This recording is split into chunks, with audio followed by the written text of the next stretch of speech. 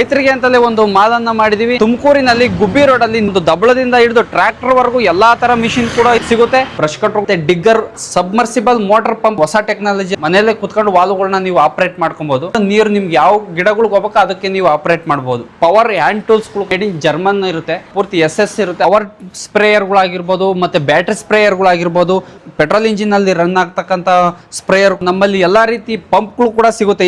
Front Rotary, back Rotary ಎಲ್ಲಾ ರೀತಿಯಾಗಿರ್ತಕ್ಕಂಥ power ವೀಡರ್ಗಳು, ಮೇವು ಕಟ್ ಮಾಡೋದಕ್ಕೆ ಚಾಫ್ ಕಟರ್ಗಳು, ಸೇಫ್ಟಿ ಶೂಗಳು ಕೇವಲ ನಿಮ್ಗೆ ₹1, ₹2 ನಾವು ಹಣ್ಣುಗಳಿಗಾಗಿರೋ ಈ ಪೌಚ್ಗಳನ್ನ ನಾವು ನಿಮಗೆ ಕೊಡ್ತಾ ಇದೀವಿ. ಇರಿಗೇಷನ್ ಸಿಸ್ಟಮ್ ಫಿಟ್ಟಿಂಗ್ಸ್ ಆಗಿರ್ಬೋದು, ಲ್ಯಾಟ್ರಲ್ ಆಗಿರ್ಬೋದು, ಬಾಲ್ವಾಲ್ಗಳಾಗಿರ್ಬೋದು, ಅಂದ್ರೆ ಕಳೆಯನ್ನ ನಿವಾರಣೆ ಮಾಡತಕ್ಕಂಥದ್ದು ಒಂದು ದೊಡ್ಡ ಸಮಸ್ಯೆ ಆಗಿದೆ. ಈ ವೀಡ್ ಮ್ಯಾಟ್ ಅನ್ನ ನಾವು ರೈತರುಗಳಿಗೆ ಪರಿಚಯ ಮಾಡಿಸ್ಕೊಡ್ತಾ ಇದೀವಿ. ಯಾವ ಸೈಜ್ ಅಲ್ಲಿ ಬೇಕೋ ಆ ಸೈಜ್ ಅಲ್ಲಿ ನಾವು ಈ ಸೈಲೇಜ್ ಬ್ಯಾಗ್ಗಳನ್ನು ಕೂಡ ನಾವು ಕೊಡ್ತಾ ಇದೀವಿ. ಅಂತ ದನ ಕರುಗಳು ಕೂಡ ನಾವು ಮೂಗ್ದಾರ ಆಗಿರ್ಬೋದು, ಮುಖವಾಡ ಆಗಿರ್ಬೋದು, ಈ ಸಿಕೇಚರ್ಸ್ ಗಳಾಗಿರ್ಬೋದು, ಮತ್ತೆ ಹ್ಯಾಂಡ್ ಟೂಲ್ಸ್ ಗಳಾಗಿರ್ಬೋದು, ಇದೆಲ್ಲ ಕಳೆ ತೆಗೆಯೋದಕ್ಕೋಸ್ಕರ ಮ್ಯಾನ್ಯಲ್ ಅಲ್ಲಿ ಈ ಸೆಕ್ಷನ್ ಪೂರ್ತಿ ಆರ್ಗ್ಯಾನಿಕ್ ಡಿಕಂಪೋಸರ್ ಆಗಿರ್ಬೋದು, ಟ್ರೈಕೋಡರ್ಮ್ ಆಗಿರ್ಬೋದು, ಮತ್ತೆ ನೀಮ್ ಆಯಿಲ್ ಆಗಿರ್ಬೋದು, ಮತ್ತೆ ಹೊಂಗೆ ಆಯಿಲ್ ಆಗಿರ್ಬೋದು, ಉತ್ತಮ ಗುಣಮಟ್ಟವಾಗಿರ್ತಕ್ಕಂಥ ಒಳ್ಳೊಳ್ಳೆ ಕಂಪನಿಯ ಸೀಡ್ಸ್ಗಳು ಕೂಡ ಎಲ್ಲಾ ತರದ್ದು ಕೊಡ್ತಾ ಇದೀವಿ. ಮೇವಿನ ಬೀಜಗಳು ಕೂಡ ನಾವು ಕೊಡ್ತಾ ಇದೀವಿ. ತೆಂಗಿನ ಮರಕ್ ಆಗಿರ್ಬೋದು, ಅಡಿಕೆ ಮರಕ್ ಆಗಿರ್ಬೋದು, ಸುಳಿತಿನ ಹುಳು ಬರುತ್ತೆ, ಅದನ್ನ ಕಂಟ್ರೋಲ್ ಮಾಡ್ಬೇಕಂತ ಈ ಟ್ರಾಪರ್ಗಳು ಕೂಡ ನಾವು ಕೊಡ್ತಾ ಇದೀವಿ. ಡಿಫ್ರೆಂಟ್ ಸೈಜಸ್ ಅಲ್ಲಿ ಬಲ್ಕ್ ಕ್ವಾಂಟಿಟಿನಲ್ಲೂ ಕೊಡ್ತೀವಿ, ಅಥವಾ ಸಿಂಗಲ್ ಪೀಸ್ ಬೇಕು ಅಂದ್ರೆ ಸಿಂಗಲ್ ಪೀಸ್ ಕೂಡ ನಾವು ಫ್ರೀ ಮ್ಯಾಟ್ಗಳನ್ನ ನಾವು ಕೊಡ್ತಾ ಇದೀವಿ. ಕಸ್ಟಮೈಸ್ಡ್ ತರ ನಾವು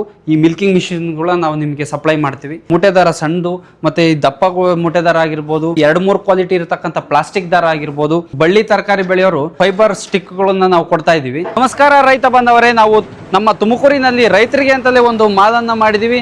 ಇದರಲ್ಲಿ ರೈತರಿಗೆ ಬೇಕಾಗಿರ್ತಕ್ಕಂಥ ಒಂದು ದಬಳದಿಂದ ಹಿಡಿದು ಟ್ರ್ಯಾಕ್ಟರ್ ವರೆಗೂ ಎಲ್ಲಾ ತರ ಮಿಷಿನ್ ಕೂಡ ಇದರಲ್ಲಿ ನಮ್ಮಲ್ಲಿ ಸಿಗುತ್ತೆ.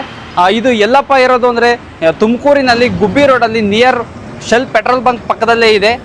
ಬನ್ನಿ, ಈ ಅಗ್ರಿಮಾಲ್ ನಲ್ಲಿ ಏನೇನಿದೆ ಅಂತ ನಿಮ್ಗೆಲ್ಲ ನಾವು ತೋರಿಸ್ಕೊಡ್ತೀವಿ. ನೋಡಿ, ನಮ್ಮ ಅಗ್ರಿಮಾಲ್ ನಲ್ಲಿ ನಿಮ್ ರೈತರುಗಳಿಗೆ ಬೇಕಾಗಿರ್ತಕ್ಕಂಥ ಎಲ್ಲಾ ರೀತಿ ಎಲ್ಲಾ ಕಂಪ್ನಿ ಬ್ರಷ್ ಕಟರ್ಗಳು ಸಿಗುತ್ತೆ.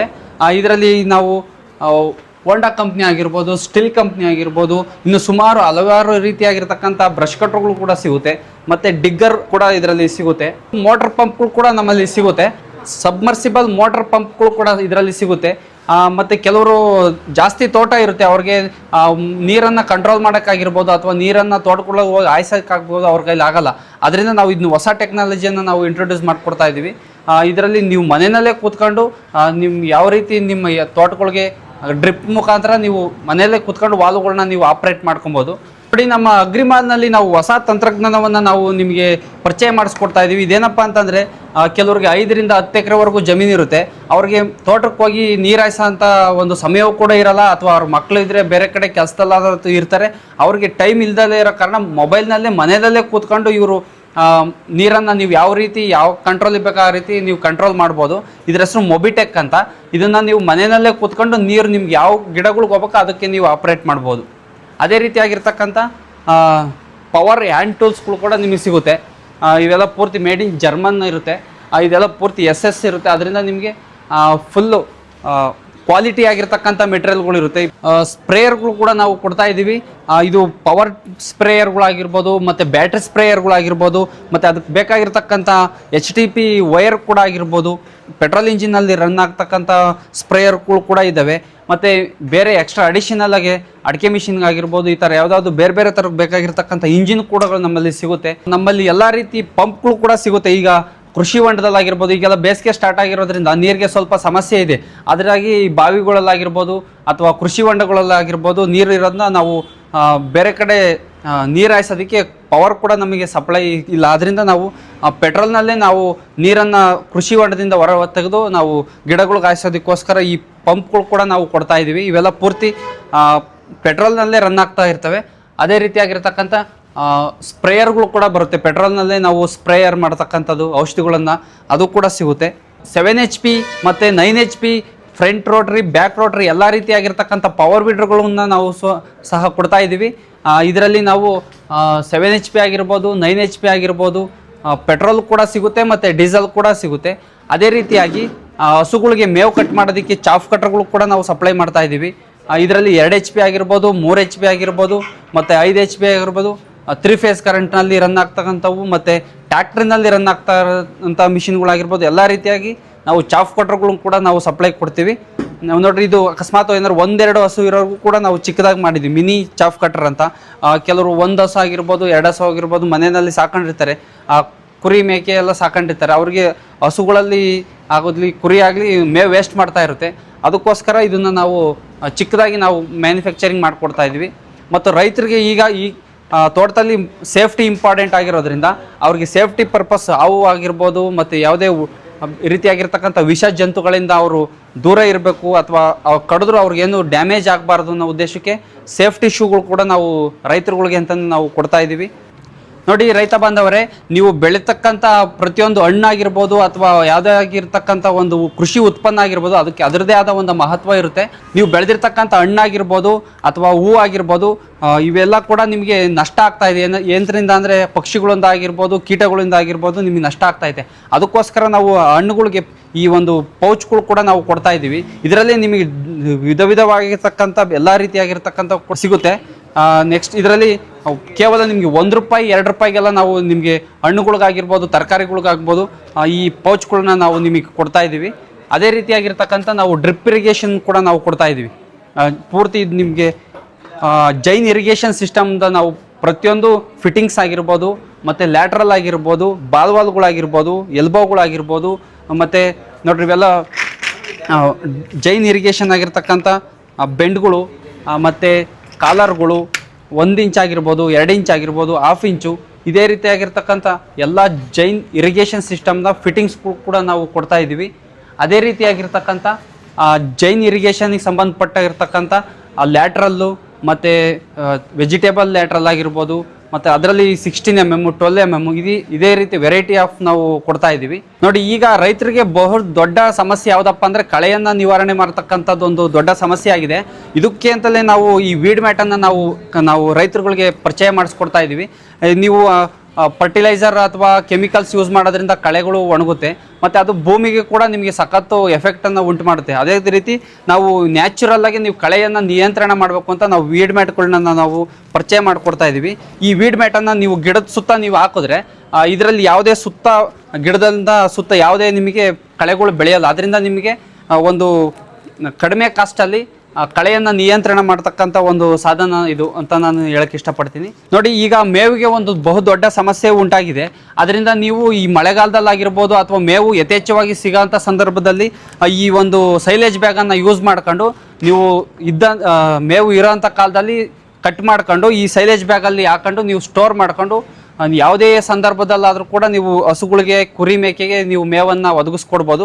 ಇದು ಹೈ ಕ್ವಾಲಿಟಿ ಆಗಿರೋದ್ರಿಂದ ಇದಕ್ಕೆ ನಾವು ಒಂದು ಕವರ್ ಕೂಡ ಕೊಡ್ತಿದ್ವಿ. ಇನ್ನರ್ ಅಂದರೆ ಒಳಗೆ ಅದು ಗಾಳಿ ತಗೊಳ್ದಂಗಿರಲಿ ಅಂತ ಕವರ್ ಕೂಡ ಬರುತ್ತೆ.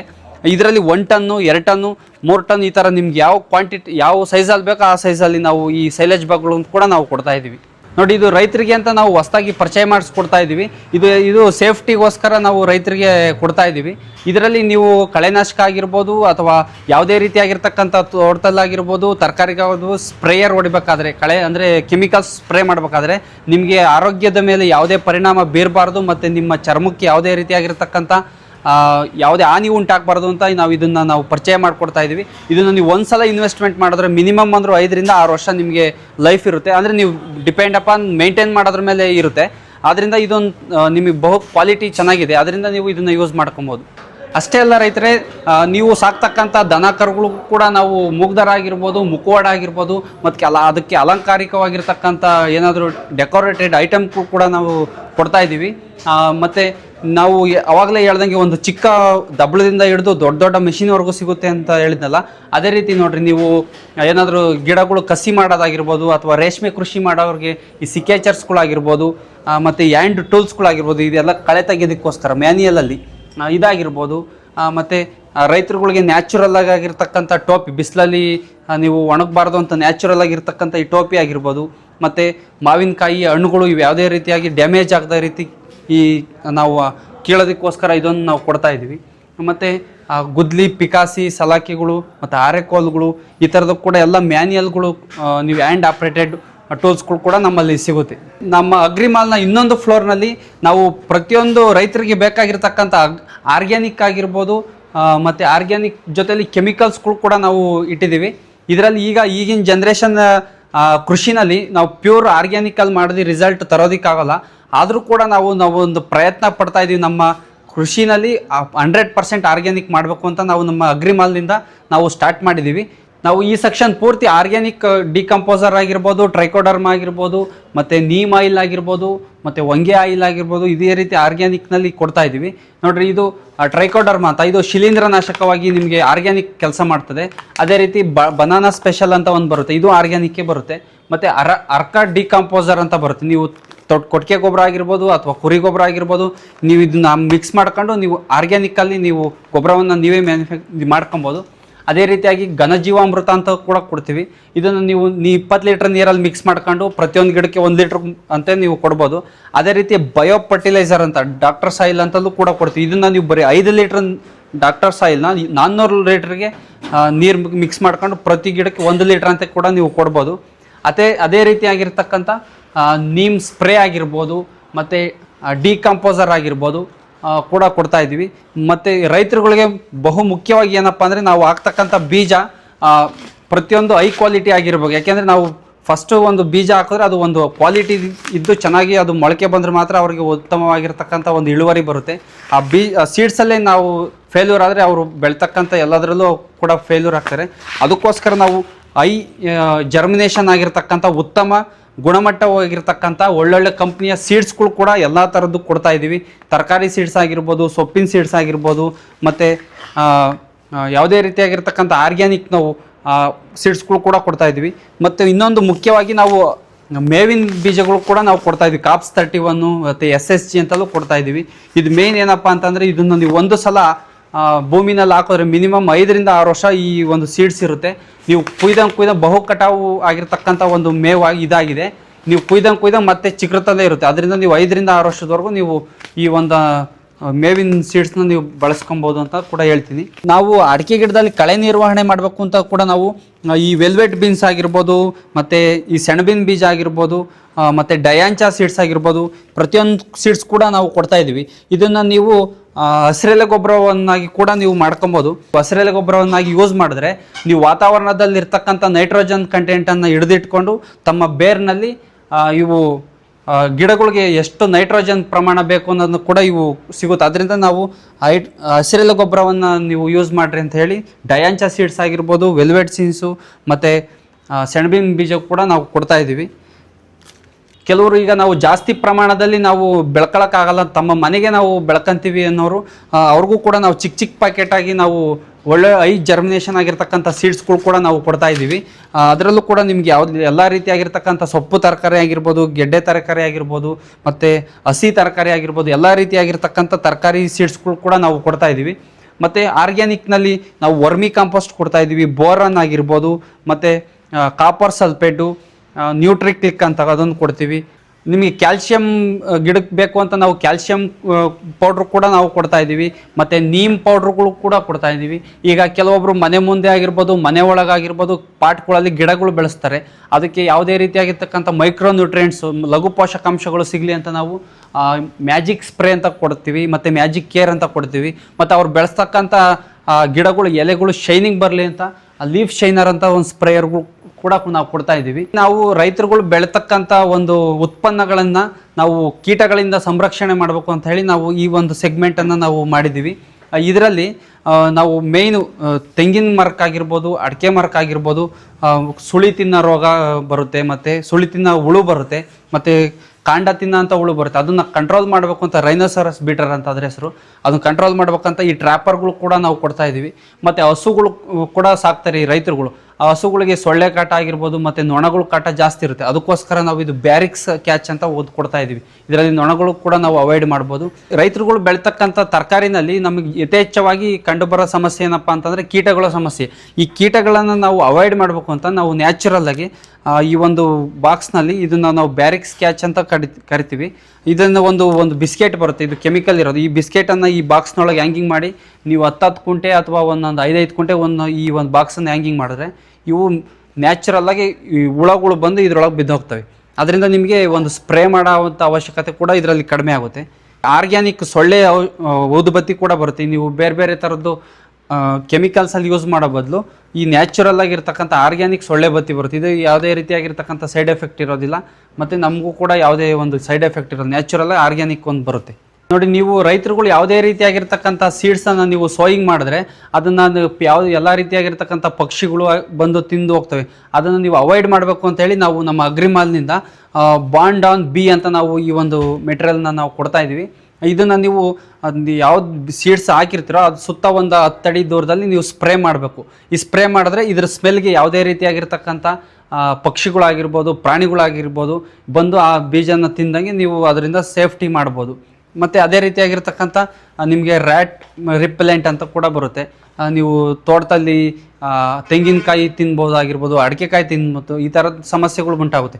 ಅದಕ್ಕೋಸ್ಕರ ಇದನ್ನು ನಾವು ಇದೊಂದು ಕೊಡ್ತಾ ಇದ್ದೀವಿ. ಇದನ್ನು ನೀವು ಎಲ್ಲೆಲ್ಲಿ ಅಳಿಲುಗಳು ಅಥವಾ ಇಲಿಗಳು ಎಲ್ಲೆಲ್ಲಿ ಯಥೇಚ್ಛವಾಗಿ ಓಡಾಡುತ್ತೋ ಆ ಒಂದು ಸ್ಥಳಗಳಲ್ಲಿ ನೀವು ಹಾಕಿದ್ರೆ ಅದು ಕೂಡ ನಿಮಗೆ ಬರೋದಿಲ್ಲ. ನೋಡಿ, ಈ ರೈತರುಗಳು ಬೆಳೀತಕ್ಕಂಥ ಪ್ರತಿಯೊಂದು ಬೆಳೆಗಳಲ್ಲಿ ಈ ಕಾಡು ಹಂದಿ ಒಂದು ಹಾವಳಿ ಜಾಸ್ತಿ ಆಗಿದೆ. ಇದನ್ನು ನಾವು ಕಂಟ್ರೋಲ್ ಮಾಡಬೇಕು ಅಂತ ನಮ್ಮ ಅಗ್ರಿಮಾಲಿಂದ ನಾವು ಈ ಆರ್ಗ್ಯಾನಿಕ್ ವೈಲ್ಡ್ ಬೋರನ್ ರಿಪೆಲೆಂಟ್ ನಾವು ಕೊಡ್ತಾ ಇದ್ವಿ. ಇದನ್ನು ಎಲ್ಲೆಲ್ಲಿ ಬರುತ್ತೋ ಹಂದಿ ಅಥವಾ ಸ್ಥಳಗಳಲ್ಲಿ ನೀವು ಹಾಕಿದ್ರೆ ಅದು ನಿಮಗೆ ಬಂದು ಯಾವುದೇ ರೀತಿಯಾಗಿರ್ತಕ್ಕಂಥ ಹಾನಿಯನ್ನು ಮಾಡೋದಿಲ್ಲ. ನಿಮ್ಮ ಹೊಲ ಮನೆಗಳಲ್ಲಿ ಕೂಡ ನಿಮಗೆ ಹಾವಿನ ಕಾಟ ಜಾಸ್ತಿ ಇದೆ ಅಂತಂದರೆ ನಾವು ನಮ್ಮ ಅಗ್ರಿಮಾಲ್ ಕಡೆಯಿಂದ ಆರ್ಗ್ಯಾನಿಕ್ ಸ್ನೇಕ್ ರಿಪೆಲೆಂಟ್ ಪೌಡ್ರ್ ನಾವು ಕೊಡ್ತಾ ಇದ್ದೀವಿ. ಇದರಲ್ಲಿ ಯಾವುದೇ ರೀತಿಯಾಗಿರ್ತಕ್ಕಂಥ ಹಾನಿ ಆಗೋದಿಲ್ಲ. ಇದು ನಿಮಗೆ ಹಾವು ಎಲ್ಲೆಲ್ಲಿ ಬರುತ್ತೆ ಅನ್ನೋ ಒಂದು ಜಾಗದಲ್ಲಿ ನೋಡಿಕೊಂಡು ಈ ಒಂದು ಪೌಡ್ರನ್ನ ನೀವು ಯಾವ ರೀತಿ ಯೂಸ್ ಮಾಡಬೇಕು ಅಂದರೆ ಅದು ಎಲ್ಲೆಲ್ಲಿ ಬರುತ್ತೋ ಅಲ್ಲೆಲ್ಲ ನೀವು ಎರಚಬೇಕು. ಮತ್ತು ನಿಮಗೆ ಅದು ಯಾವುದೇ ರೀತಿಯಾಗಿರ್ತಕ್ಕಂಥ ಹಾನಿಯನ್ನು ಉಂಟಾಗೋದಿಲ್ಲ. ರಿಪೆಲೆಂಟ್ನ ಒಂದು ಸ್ಮೆಲ್ಗೆ ನಿಮಗೆ ಹಾವುಗಳು ಯಾವುದೇ ರೀತಿಯಾಗಿರ್ತಕ್ಕಂಥ ವಿಷ ಜಂತುಗಳು ನಿಮಗೆ ಹಾನಿಯನ್ನು ಮಾಡೋದಿಲ್ಲ. ಅದೇ ರೀತಿಯಾಗಿರ್ತಕ್ಕಂಥ ಮಂಗಗಳಾಗಿರ್ಬೋದು, ನವಿಲುಗಳು ಕೂಡ ನಿಮಗೆ ಹಾನಿಯನ್ನು ಉಂಟು ಮಾಡ್ತಾ ಇತ್ತು ಅಂದರೆ ಅದಕ್ಕೂ ಕೂಡ ನಮಗೆ ಇದನ್ನು ಕೊಡ್ತಾ ಇದ್ದೀವಿ. ನೋಡಿ, ನಮ್ಮ ರೈತರುಗಳು ಸಾಕ್ತಕ್ಕಂಥ ಹಸುಗಳಲ್ಲಿ ಕರು ಆದ ತಕ್ಷಣ ಅವಕ್ಕೆ ನಿಶಕ್ತಿ ಉಂಟಾಗಿ ಕ್ಯಾಲ್ಸಿಯಂ ಕಡಿಮೆ ಆಗುತ್ತೆ. ಅಂಥ ಸಂದರ್ಭದಲ್ಲಿ ನಾವು ಏನಪ್ಪ ಮಾಡೋದು ಅಂತ ತಲೆ ಕೆಡಿಸ್ಕೊಬಾರ್ದು. ಅದರಿಂದ ನಾವು ನಮ್ಮ ಅಗ್ರಿಮಾಲ್ನಲ್ಲಿ ಪಂಚಜನ್ಯ ಅಂತ ಈ ಒಂದು ಔಷಧಿಯನ್ನು ಕೊಡ್ತೀವಿ. ಇದು 100% ಆರ್ಗ್ಯಾನಿಕ್ ಆಗಿರುತ್ತೆ. ಇದನ್ನು ನೀವು ಒಂದು 300 ml ನೀವು ನಿಮ್ಮ ಹಸುಗೆ ಕೊಡಿಸ್ತು ಅಂತಂದರೆ ವಿತಿನ್ ಒಂದು 10 ನಿಮಿಷದೊಳಗೆ ನಿಮ್ಮ ಹಸು ನಿಶಕ್ತಿಯಿಂದ ಶಕ್ತಿ ಆಗಿಬಿಟ್ಟು ಒಳ್ಳೆ ಉತ್ತಮವಾಗಿರ್ತಕ್ಕಂಥ ಒಂದು ಶಕ್ತಿ ಬರುತ್ತೆ. ಹಸುಗೆ ಅಂತಲೇ ನಾವು ಈ ಒಂದು ಹಸು ಫುಡ್ಡನ್ನು ನಾವು ಪರಿಚಯ ಮಾಡಿಕೊಡ್ತಾ ಇದ್ದೀವಿ. ಇದರ ಹೆಸರು ಕೌಸಿರಿ ಅಂತ. ಇದನ್ನು ನೀವು ಕರು ಆದ ತಕ್ಷಣ ಅದು ಬೆಳಿಗ್ಗೆಯಿಂದಲೇ ನೀವು ಕೊಡೋದಕ್ಕೆ ಸ್ಟಾರ್ಟ್ ಮಾಡ್ಬೋದು. ಇದನ್ನು ನೀವು ಬೆಳಿಗ್ಗೆ 1 kg, ಸಂಜೆ 1 kg ಕೊಟ್ಟರೆ ಸಾಕು. ಇದನ್ನ ಹಾಕೋದ್ರಿಂದ ಹಾಲಿನ ಪ್ರಮಾಣ ಕೂಡ ನಿಮಗೆ ಜಾಸ್ತಿ ಆಗುತ್ತೆ. ಅದೇ ರೀತಿ ಹಾಲಿನಲ್ಲಿರ್ತಕ್ಕಂಥ ಕೊಬ್ಬಿನಾಂಶ ಕೂಡ ನಿಮಗೆ ಜಾಸ್ತಿ ಆಗುತ್ತೆ.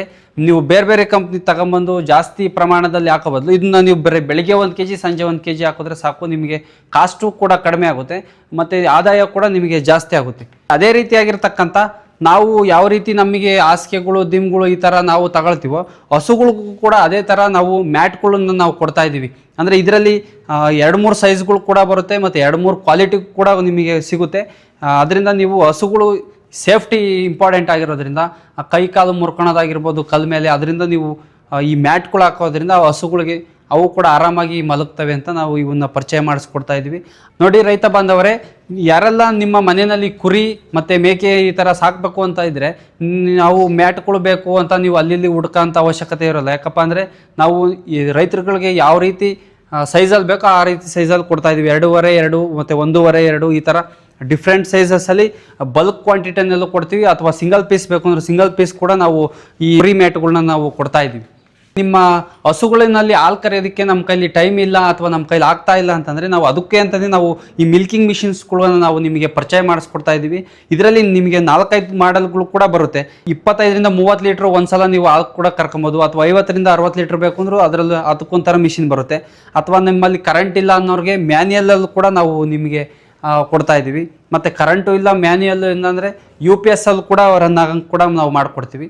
ಮತ್ತು ಈಗ ಹಸು ಮೈ ತೊಳೆಯಂಗಾಗಿರ್ಬೋದು, ಮತ್ತು ಕೊಡಕೆ ತೊಳೆಯೋಕ್ಕಾಗಿರ್ಬೋದು, ಮತ್ತು ಕರೆಂಟ್ ಇಲ್ದವ್ರಿಗೆ ಪೆಟ್ರೋಲ್ ಇಂಜಿನ್ ಕೂಡ ನಾವು ಹಾಕ್ಕೊಡ್ತೀವಿ. ಇದೇ ರೀತಿ ನಿಮ್ಗೆ ಯಾವ ರೀತಿ ಬೇಕೋ ಆ ರೀತಿ ಕಸ್ಟಮೈಸ್ಡ್ ಥರ ನಾವು ಈ ಮಿಲ್ಕಿಂಗ್ ಮಿಷಿನ್ಗಳನ್ನ ನಾವು ನಿಮಗೆ ಸಪ್ಲೈ ಮಾಡ್ತೀವಿ. ಮತ್ತು ಸರ್ವಿಸ್ ಕೂಡ ಇರುತ್ತೆ ಇದಕ್ಕೆ. ನಾವೇ ಮತ್ತು ಡೆಮೋ ಕೂಡ ಕೊಡ್ತಾ ಇದ್ದೀವಿ ಇದಕ್ಕೆ. ನೋಡಿ ರೈತ ಬಾಂಧವರೇ, ಈ ಬೀದಿ ಬದಿ ವ್ಯಾಪಾರಿ ಆಗಿರ್ಬೋದು ಅಥವಾ ತರಕಾರಿ ವ್ಯಾಪಾರಿ ಮಾಡ್ತಕ್ಕಂಥವ್ರು ಬಿಸಿಲಲ್ಲಿ ಒಣಗಬಾರ್ದು ಮತ್ತು ಮಳೆಯಲ್ಲಿ ನೆನಿಬಾರ್ದು ಅನ್ನೋ ಉದ್ದೇಶಕ್ಕೋಸ್ಕರ ನಾವು ಈ ಒಂದು ಅಂಬ್ರಾಲ ನಾವು ಪರಿಚಯ ಮಾಡಿಸ್ಕೊಡ್ತಾ ಇದ್ದೀವಿ. ಕಡಿಮೆ ಬಜೆಟಲ್ಲಿ ರೈತರುಗಳು ಆಗಿರ್ಬೋದು ಮತ್ತು ತೋಟದಲ್ಲೂ ಕೂಡ ಇವನ್ನ ಯೂಸ್ ಮಾಡ್ಬೋದು. ಅದೇ ರೀತಿ ನೀವು ಬೀದಿ ಬದಿ ವ್ಯಾಪಾರಿಗಳು ಕೂಡ ಯೂಸ್ ಮಾಡ್ಬೋದು ಕಡಿಮೆ ಬಜೆಟಲ್ಲಿ. ನೋಡಿ ರೈತ ಬಾಂಧವರೇ, ನೀವು ಬೆಳೀತಕ್ಕಂಥ ಬೆಳೆಗಳಿಗೆ ಈ ದಾರ ಕಟ್ಟಬೇಕು ಮತ್ತು ಬಳ್ಳಿ ಕಟ್ಟೋದಕ್ಕೆಲ್ಲ ನಿಮಗೆ ಸಮಸ್ಯೆ ಆಗ್ತಾ ಇದೆ. ಅದರಿಂದ ನಾವು ಈ ಡಿಫ್ರೆಂಟ್ ಟೈಪ್ಸ್ ಆಫ್ ಕ್ವಾಲಿಟಿ ಇರತಕ್ಕಂಥ ದಾರಗಳನ್ನು ಕೂಡ ನಾವು ಕೊಡ್ತಾ ಇದ್ದೀವಿ. ನೀವು ಬಳ್ಳಿ ಎಣಿಯೋದಕ್ಕೋಸ್ಕರ ಮೂಟೆ ದಾರ ಸಣ್ಣದು ಮತ್ತು ಈ ದಪ್ಪ ಮೂಟೆ ದಾರ ಆಗಿರ್ಬೋದು, ಮತ್ತು ಇದರಲ್ಲಿ 2-3 ಕ್ವಾಲಿಟಿ ಇರತಕ್ಕಂಥ ಪ್ಲಾಸ್ಟಿಕ್ ದಾರ ಆಗಿರ್ಬೋದು, ಮತ್ತು ನೀವು ಯಾವುದಾದ್ರು ಪಕ್ಷಿ ನಿಮ್ಗೆ ಹಾನಿ ಮಾಡುತ್ತೆ ಅಂತ ಅನ್ನೋದಾದರೆ ಅದಕ್ಕೋಸ್ಕರ ನಾವು ಈ ಒಂದು ಟ್ರ್ಯಾಪ್ ಥರ ಇದನ್ನು ಕೂಡ ನಾವು ಕೊಡ್ತಾ ಇದ್ದೀವಿ. ಈಗ ರೈತರುಗಳು ಬಿಸಿಲಲ್ಲಿ ಕೆಲಸ ಮಾಡಬೇಕು ಅಂತ ನೀವೇನು ತಲೆ ಕೆಡಿಸ್ಕೊಬೇಕಾಗಿಲ್ಲ. ಅಥವಾ ನೀವು ಪೇಟ ಸುತ್ಕೊಂತೀರ, ಪೇಟ ಸುತ್ಕೊಂಡ್ರೆ ಅದು ಅಗಲಗಲ ಬಿದ್ದೋಗ್ತಿರುತ್ತೆ ಮತ್ತು ಅದೆಲ್ಲ ನಿಮಗೆ ಕೊಳೆ ಆಗುತ್ತೆ. ಅದರಿಂದ ಅದಕ್ಕೆ ಅಂತಲೇ ನಾವು ಈ ಒಂದು ಚಿಕ್ಕದು ಅಂಬ್ರಾಲನ ನಾವು ಪರಿಚಯ ಮಾಡ್ತಾ ಇದ್ದೀವಿ. ಇದನ್ನು ನೀವು ಜಸ್ಟ್ ಟೋಪಿ ಥರ ಈ ಥರ ಹಿಂಗೆ ಇಟ್ಕೊಳ್ಳೋದು ಅಷ್ಟೇ. ಇದನ್ನು ನೀವು ಇಟ್ಕೊಂಡ್ರೆ ಯಾವುದೇ ರೀತಿಯಾಗಿರ್ತಕ್ಕಂಥ ಬಿಸಿಲಾಗಿರ್ಬೋದು ಅಥವಾ ಮಳೆನಲ್ಲಾಗಿರ್ಬೋದು ನಿಮಗೆ ಸೇಫ್ಟಿ ಇರುತ್ತೆ. ಅದರಿಂದ ಇದೊಂದು ನಾವು ಕೊಡ್ತಾ ಇದ್ದೀವಿ. ಬಳ್ಳಿ ತರಕಾರಿ ಬೆಳೆಯೋರು ಈ ಕಡ್ಡಿಗಳು ನಿಲ್ಲಿಸ್ತಾ ಇದ್ದೀರಾ, ಅದೇನಾಗುತ್ತೆ, ಒಂದು 2-3 ಸಲ ಯೂಸ್ ಮಾಡೋ ಅಷ್ಟೊತ್ತಿಗೆ ಗೆದ್ಲು ತಿಂದಾಗಿರ್ಬೋದು ಅಥವಾ ಮುರಿದು ನಿಮಗೆ ಡ್ಯಾಮೇಜ್ ಆಗಿ ಹೋಗುತ್ತೆ. ಆದರೆ ಇದನ್ನು ನಾವು ಫೈಬರ್ ಸ್ಟಿಕ್ಗಳನ್ನು ನಾವು ಕೊಡ್ತಾ ಇದ್ದೀವಿ. ಇದನ್ನೇನಾದ್ರು ನೀವು ಒಂದು ಸಲ ಇನ್ವೆಸ್ಟ್ಮೆಂಟ್ ಮಾಡಿದ್ರೆ ನಿಮಗೆ ಸುಮಾರು ದಿವಸ ನಿಮಗೆ ಬಾಳಿಕೆ ಬರುತ್ತೆ. ಅದರಿಂದ ನಾವು ಈ ಒಂದು ಫೈಬರ್ ಸ್ಟಿಕ್ಕನ್ನು ನಾವು ಪರಿಚಯ ಮಾಡಿಕೊಡ್ತಾ ಇದ್ದೀವಿ. ನೋಡಿ, ನೀವು ಮನೆಯಲ್ಲಿ ಮತ್ತು ನಿಮ್ಮ ಆಫೀಸ್ಗಳಲ್ಲಿ ಏನಾದರೂ ನೀವು ಆರ್ಟಿಫಿಷಿಯಲ್ ಪ್ಲಾಂಟ್ಸ್ಗಳು ಇಡಬೇಕು ಅಂತ ಅಂದರೆ ಅವುಗಳು ನಮ್ಮಲ್ಲಿ ಸಪ್ಲೈ ಇರುತ್ತೆ. ನೀವು ಇದಕ್ಕೆ ಯಾವುದೇ ರೀತಿಯಾಗಿರ್ತಕ್ಕಂಥ ಡೈಲಿ ನೀರು ಹಾಕೋಂಥ ಸಮಸ್ಯೆ ಇರೋದಿಲ್ಲ, ಮತ್ತು ಗೊಬ್ಬರ ಹಾಕಬೇಕು ಅಂತ ಸಮಸ್ಯೆ ಇರೋದಿಲ್ಲ. ಒಂದು ಸಲ ತಗೊಂಡೋಗಿ ಇಟ್ಕೊಂಡ್ರೆ ನಿಮಗೆ ಒರಿಜಿನಲ್ ಯಾವ ರೀತಿ ನಿಮಗೆ ಗಿಡ ಇದೆಯೋ ಅದೇ ರೀತಿ ಸಿಗುತ್ತೆ. ದೊಡ್ಡ ದೊಡ್ಡ ಗಿಡದಿಂದ ಹಿಡಿದು ಚಿಕ್ಕ ಚಿಕ್ಕ ಪಾಟ್ಗಳವರೆಗೂ ನಿಮಗೆ ಸಿಗುತ್ತೆ.